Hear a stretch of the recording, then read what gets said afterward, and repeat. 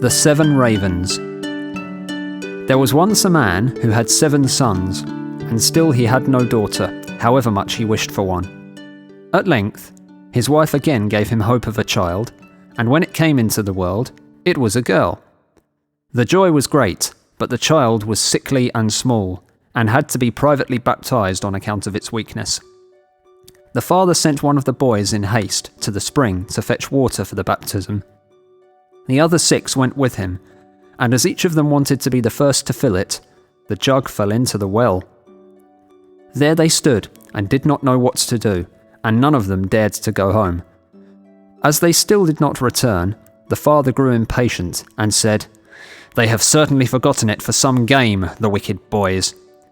He became afraid that the girl would have to die without being baptized, and in his anger cried, "I wish the boys were all turned into ravens." Hardly was the word spoken before he heard a whirring of wings over his head in the air, looked up, and saw 7 coal-black ravens flying away. The parents could not recall the curse, and however sad they were at the loss of their 7 sons, they still to some extent comforted themselves with their dear little daughter, who soon grew strong, and every day became more beautiful. For a long time, she did not know that she had had brothers, for her parents were careful not to mention them before her. But one day, she accidentally heard some people saying of herself that the girl was certainly beautiful, but that in reality she was to blame for the misfortune which had befallen her 7 brothers. Then she was much troubled, and went to her father and mother and asked if it was true that she had had brothers, and what had become of them. The parents now dared keep the secret no longer, but said that what had befallen her brothers was the will of heaven, and that her birth had only been the innocent cause. But the maiden took it to heart daily, and thought she must deliver her brothers.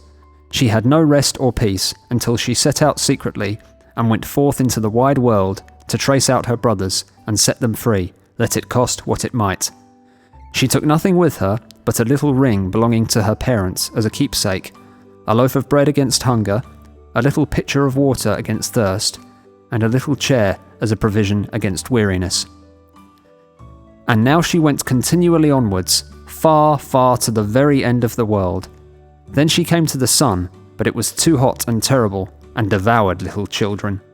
Hastily she ran away, and ran to the moon, but it was far too cold, and also awful and malicious, and when it saw the child, it said, I smell the flesh of men." On this she ran swiftly away, and came to the stars, which were kind and good to her, and each of them sat on its own particular little chair. But the morning star arose, and gave her the drumstick of a chicken, and said, "If thou hast not that drumstick, thou canst not open the glass mountain, and in the glass mountain are thy brothers." The maiden took the drumstick, wrapped it carefully in a cloth, and went onwards again until she came to the glass mountain.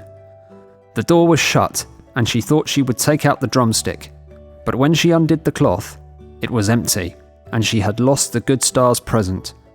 What was she now to do? She wished to rescue her brothers, and had no key to the glass mountain. The good sister took a knife, cut off one of her little fingers, put it in the door, and succeeded in opening it. When she had gone inside, a little dwarf came to meet her, who said, "My child, what are you looking for?" "I am looking for my brothers, the 7 ravens," she replied. The dwarf said, "The Lord Ravens are not at home, but if you will wait here until they come, step in."